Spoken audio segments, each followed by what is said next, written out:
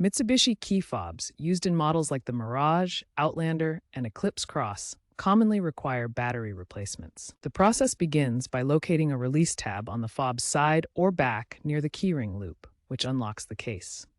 Once the tab is released, gently pry apart the two halves using a small screwdriver or plastic pry tool, being careful of internal clips. Inside, remove the old CR2032 battery, noting its orientation, and clean any corrosion with a soft cloth. Insert the new battery correctly, ensuring it's seated properly with the right orientation. Finally, snap the case back together and always test the fob before fully closing it to ensure it works properly. Work in a dry, static-free environment to prevent electrostatic discharge damage.